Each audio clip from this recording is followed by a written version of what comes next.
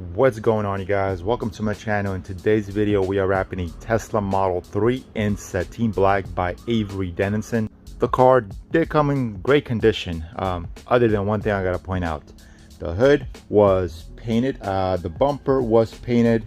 So one thing with cars that are painted and they're freshly painted, you gotta be really careful when you're wrapping those parts. In this case, the hood and the bumper. Why am I saying that? Well, because if the part is freshly painted, in this case the hood, the bumper, it's about a week and a half into it, curing up, what could happen is the paint may peel with the wrap when you go ahead and wrap it and try to reposition.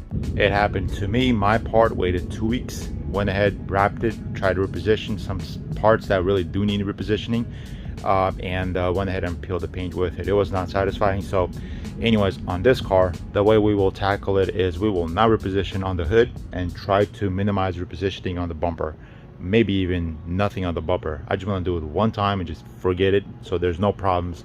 So I'm gonna go ahead and wrap it. Thank God this hood is even.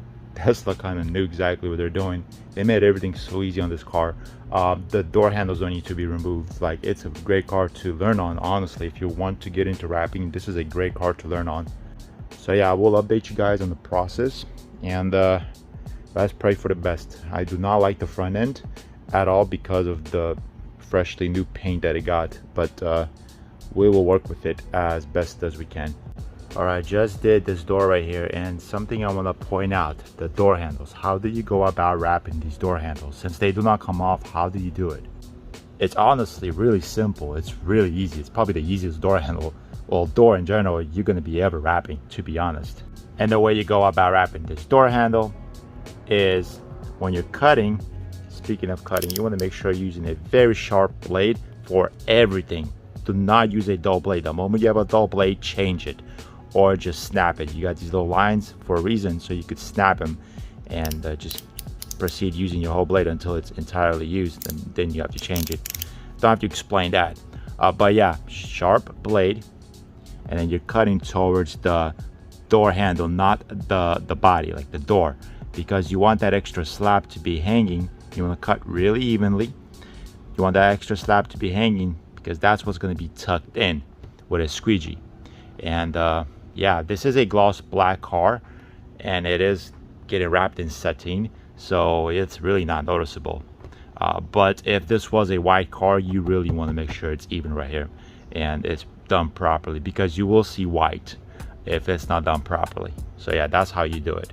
Alrighty, so we are basically almost done with the car. Yesterday you see me finishing the doors, the fenders, the hood.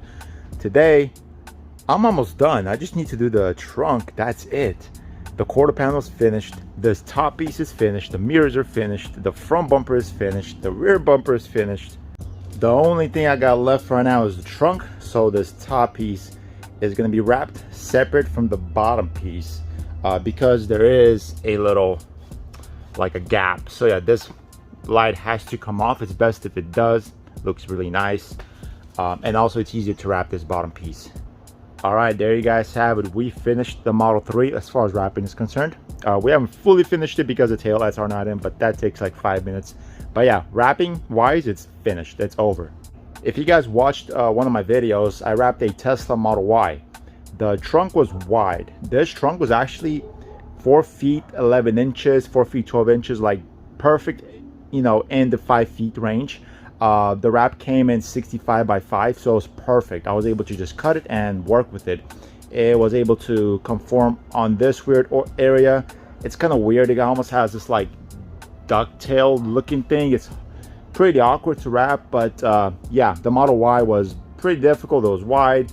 The wrap didn't feel like working with me, so I ended up just working it right here. So I cut it right, wrap this bottom part, and then wrap the other part, the top part right here, in a separate piece. This Tesla Model 3 trunk was done in one piece, like this top part. The Model Y was 2 pieces. This Model 3 was 1 piece. I'm pretty impressed I was able to pull it off. It's finished, it's over, and the owner's gonna be very happy.